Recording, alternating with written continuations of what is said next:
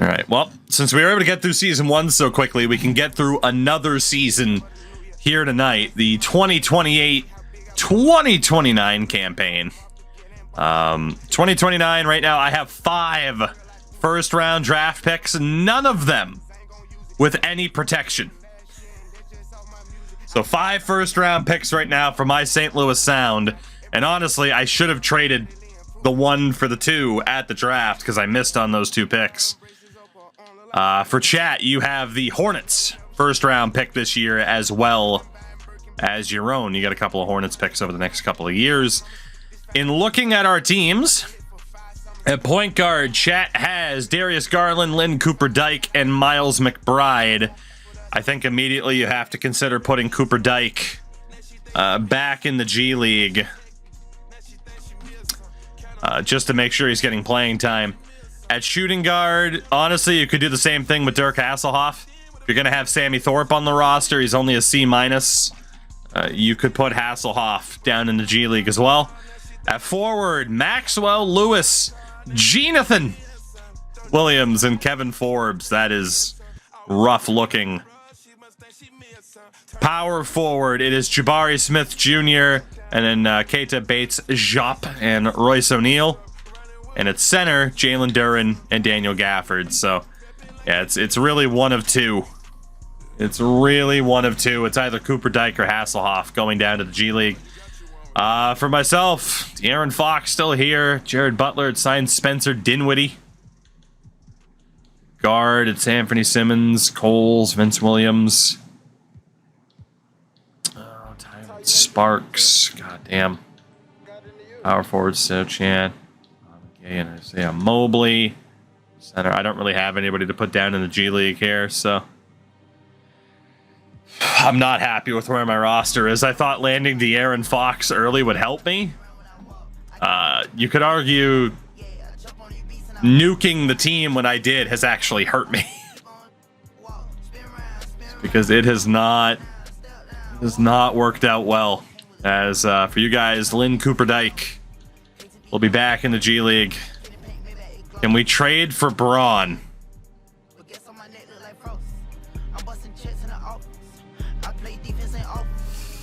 Can you trade for Braun? Yes. King Nesta throwing out Lynn Cooper-Dyke for Christian Brown. I just want to say Braun, but Christian Brown. I wouldn't take Cooper-Dyke. I would take Dirk Hasselhoff. I would take Dirk Hasselhoff. He's never going to get a chance on your roster behind Dexter Wheeler. He's never going to get a chance. But I would trade you. I'd give you Brown for Hasselhoff.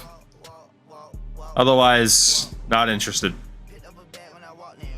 So far, that doesn't seem to be a popular opinion. So there you go. So with that, chat's Lions this season. Based on the players that you have, it's worth running 8s. Garland, Wheeler, Jonathan Williams, Jabari Smith, Jalen Duren, and then Gafford, Hasselhoff, and McBride coming off the bench. Oh, Warrior, no worries. I'm seeing a lot of people say yes now that they've seen who their forward is. It is trading your man Hasselhoff here. So Hasselhoff for Braun. We'll throw it to a vote. Makes no difference to me. See what you guys think. For Brown. Brown doesn't make you a championship contender, but it is an improvement that you desperately need at forward. So, Mr. Derp Greasy, what's going on? I'm doing well. How are you? Yeah, Hasselhoff won't start for you. I'm willing to trade Brown because I have Tyron Sparks behind him. Brown's contract at the moment, 3 years left. His salary is relatively high, but You got the space for it. Maybe. There's a chance it wouldn't even go through. Looks like chat's gonna vote no anyway. So there you go. End of discussion. End of discussion. For me, I am also gonna be running an 8-man bench. So it's Fox, Simons, Brown, Sochan, and Lyles, with Cole, Sparks, and Lyons off the bench. Beautiful. In terms of the trading block, Aaron Fox is going on the block. Anthony Simons is going on the block. Christian Brown's going on the block. Sochan's young enough, but to be honest, I want to know what he can get. I want to know what he can get. Hasselhoff for Sparks. Not as interested. So that is going to be the setup for the trade block for me, with nobody being untouchable. For you guys, I mean, I imagine, let me know if you would change anything about the untouchable list. And who you would want on the trade block. But if I were to set this up as if it was my team, that is pretty much how I would have it. And in that way, you can still get offers for the dudes who might not be on the block, but you're not pushing to get rid of them. Wheeler, not as untouchable. It is true his value is dropping a little bit. You can at least have him off the untouchable list, you know? Any other shouts for any other changes to the trade block for this season? Any other shouts? I know what chat's looking to do.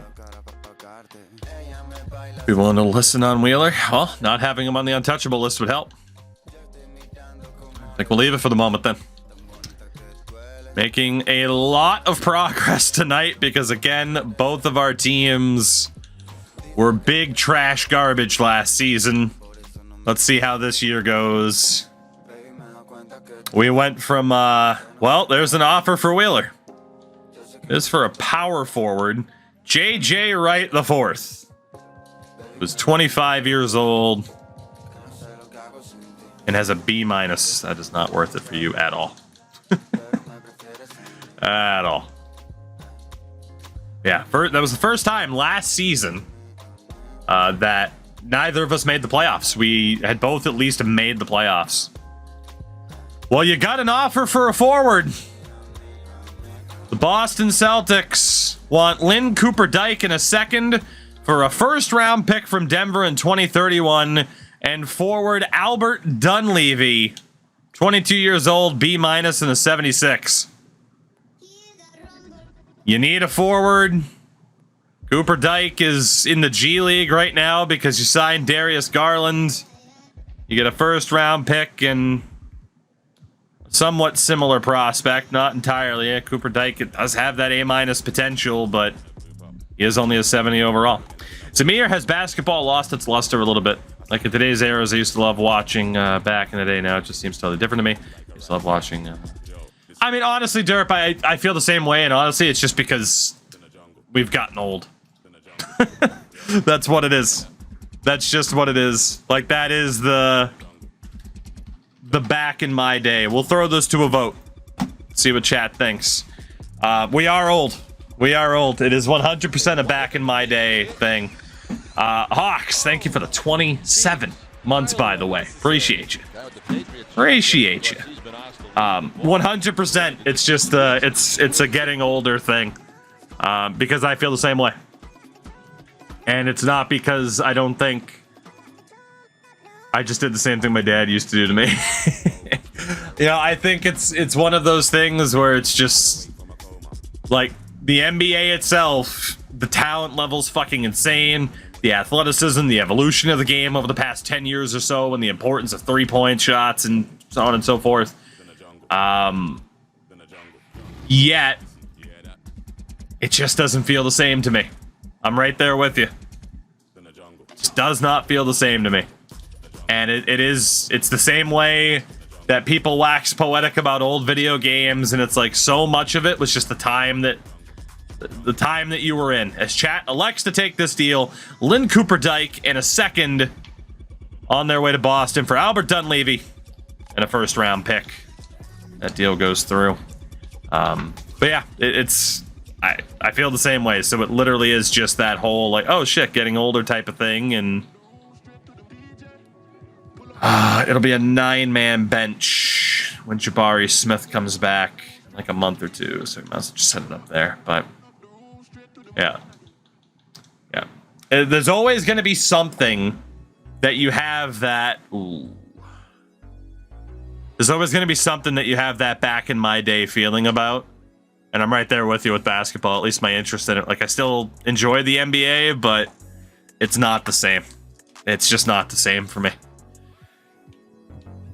You know, and it's tough, right? Because when I first started getting into basketball as a kid, like, you're talking about, you know, I was 9 years old when LeBron was drafted.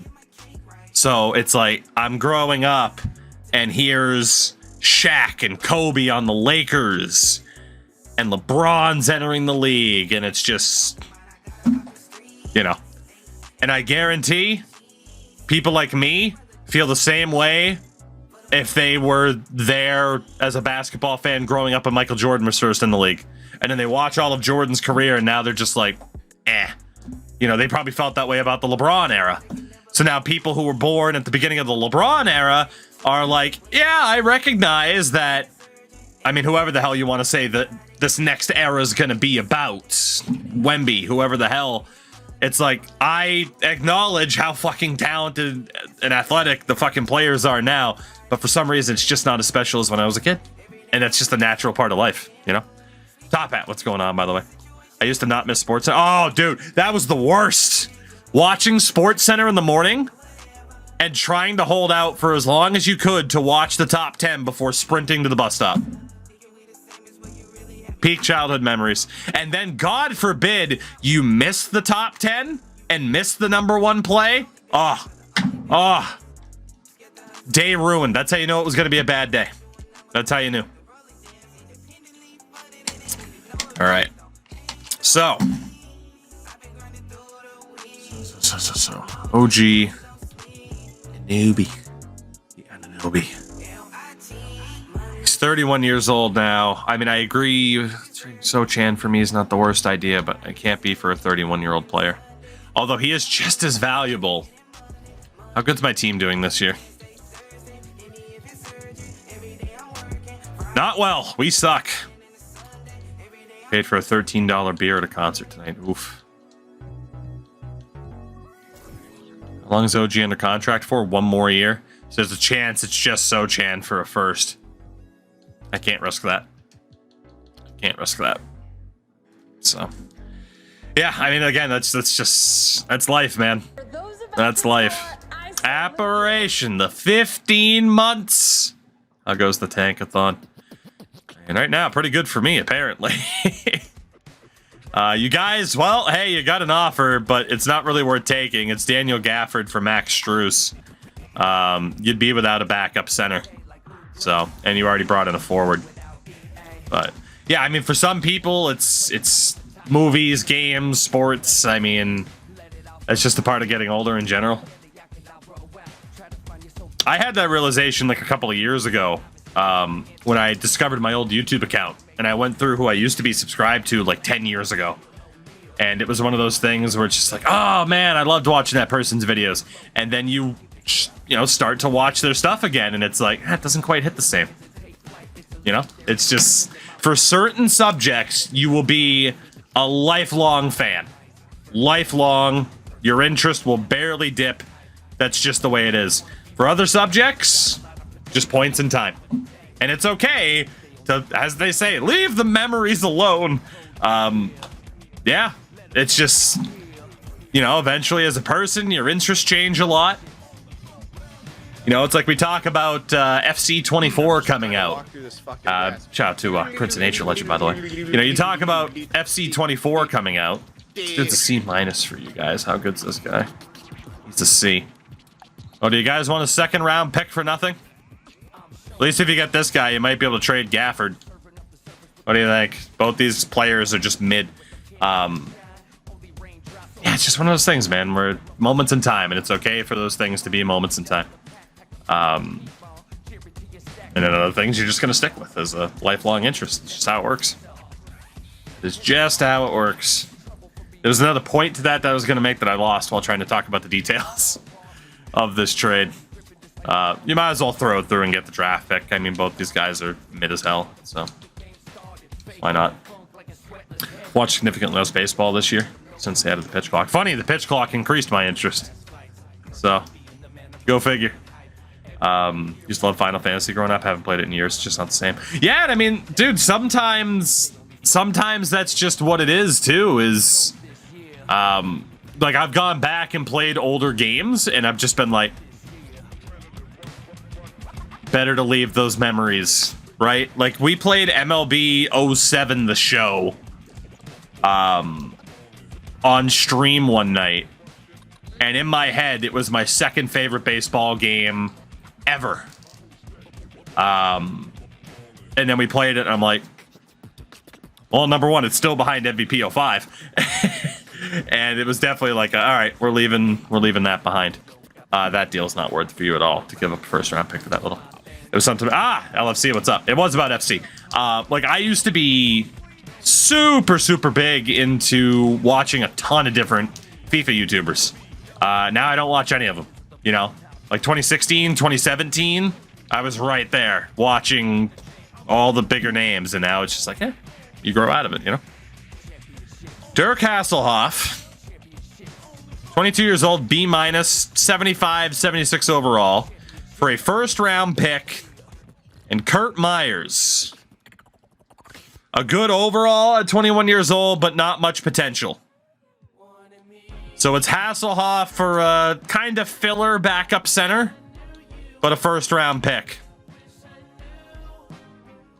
We'll see what you guys think about this deal. I think that can also go to a vote, but they have a negative 108 million in salary cap. They sure do. Warriors, bully scholarship, LA Noir. LA Noir holds up pretty damn well. LA Noir holds up pretty well. Yeah, like I said, man, that's life. And on one hand, it can bum you out big time to be like, man, I wish it still kind of felt the same way. But the other aspect is just, it also shows growth as a person, you know? Does he slow motion sprint on the court with some trucks on? Well, if you trade him, you'll never find out. So, like, nostalgia can be a positive thing. It doesn't always have to be the kind of bummer aspect to it, you know? Let's see what chat does here. It's leaning towards a yes. Leaning towards a yes. Dirk Hasselhoff on his way to OKC for Kurt Myers. And a first-round pick. Trade for chat there. That will mean that you have a G League spot open. You might as well put Wesley Shepherd down there until you trade Gafford. There's really nobody else. So for you guys here... Jesus, you could run a 7-man bench at this point. Probably an 8 for once. I mean, you do have some injuries. You have a 9-man bench at the moment. That's honestly fine. But yeah, you guys are dealing with some injuries. Derp, it's all good. Somehow you guys are 26-9 despite the injuries, though. Jesus Christmas. I don't know how the hell you guys are doing so good this year. I guess Darius Garland, I mean, your big three essentially is how. You have very little depth, especially with the injuries, but man, a record like that is pretty surprising. But Darius Garland, getting it done. Getting it done. All right, well, we'll see how this goes the rest of the way. Trade deadline's a couple weeks from now.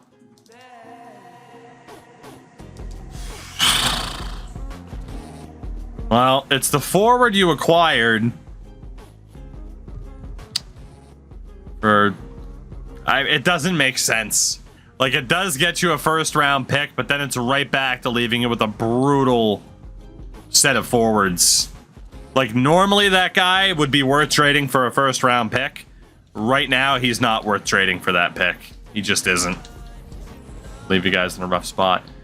We can update your trading block, though, here a little bit before the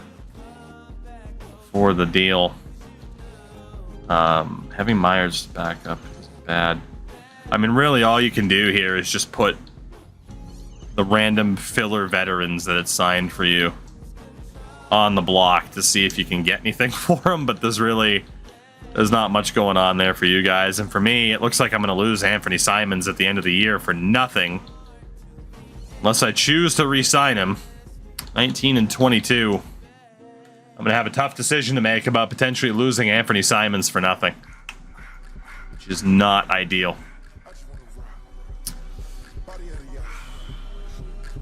Deal for you guys. Myers and a second for Tillman. You don't need a backup center. So, pretty illogical trade offer there. I do think the one that you guys made earlier on wasn't that bad. 21 and 25 for old St. Louis. Wish 2K brought in the EA style trade deadline. I agree. It's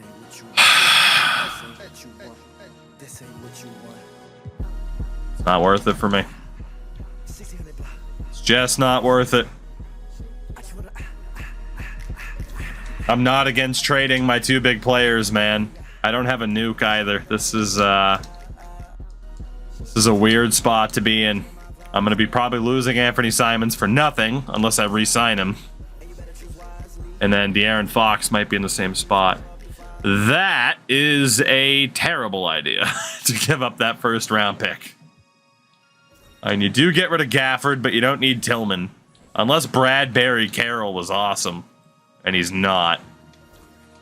It's about that year one nuke. It was still the right idea to get something for Klay Thompson and company. It just hasn't worked out. That's worth looking at for you guys. That might be an upgrade. So Dunleavy was a B- at 22. Knox is a C+. Yeah. Probably not worth it. And Seneschal is a C+.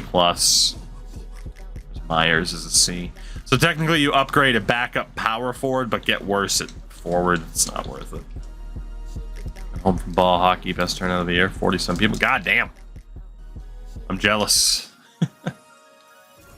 For you guys, Kurt Myers for Romeo Langford. That's not going to be worth it either, given Langford's age at this point.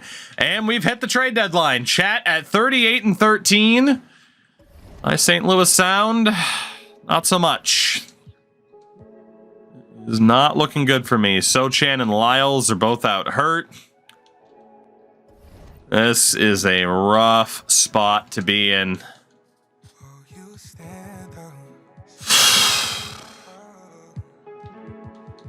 For you guys, Daniel Gafford would resign, but he's not going to be worth the money more than likely. He'd take about the same amount of money, but he is your second choice center. So you do have a choice if you want to sign Dan Gafford to about $7 million to continue to be your backup center. It's not the worst use of money. Let me know what you think.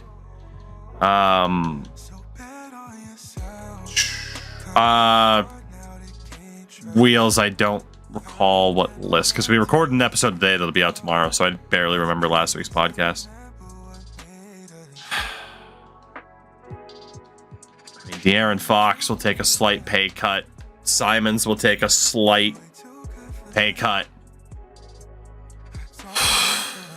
I can't lose him for nothing. Even if it's a one-year deal, I feel like I got to do it. Extend his contract by a year and try to move him. Simons is back. I am in a very rough spot. I can't lie. I am in a pretty rough spot. This little trio here hasn't worked out too well for me. The injuries certainly aren't helping either, so. We march, we move. Oh, the worst cage match wrestlers. Who was the biggest surprise? Oh, God. The biggest, I don't, God, I'd have to look up the list again. I'd have to look up the list again. Give me a second.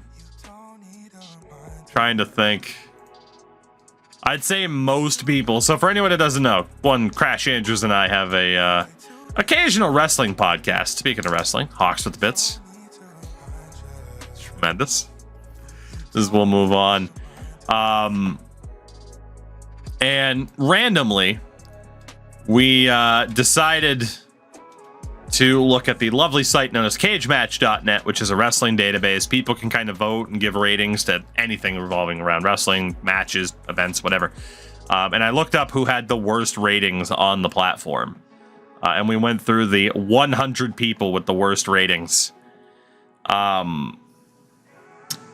In terms of the most surprising name on the list, as I'm looking back through it right now,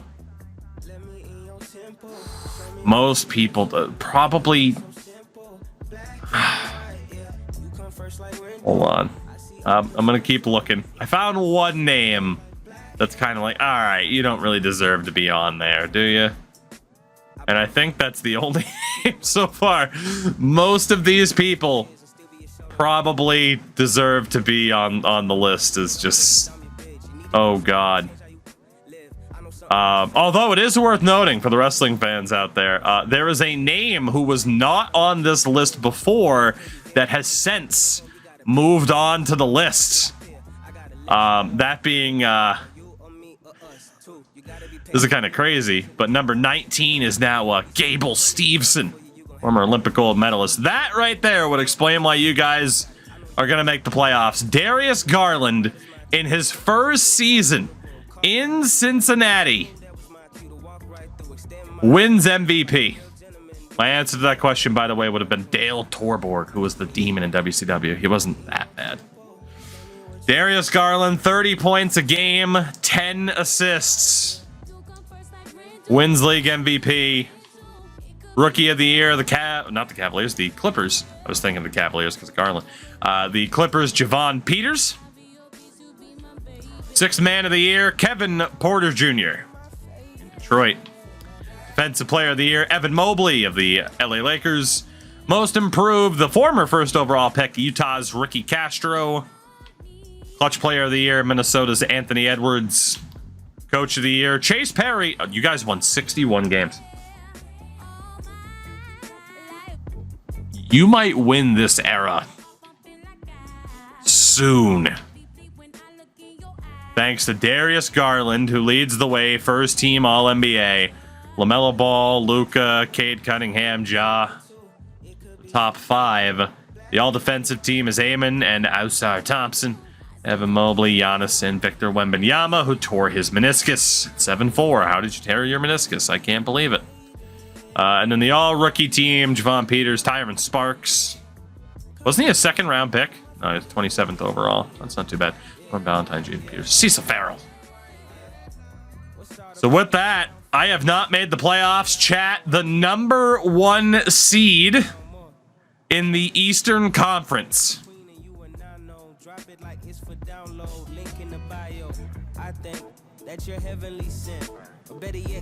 Not the first time one of our two teams has been the number 1 seed, but it is the first time that Chat's Cincy Lions have been the top seed. My season came to an end. It's just not working with this core. I held on to Fox and Simons to try and trade them. For you guys, though, it's Garland's team. You have no major injuries. I mean, Jabari Smith isn't 100%, but damn.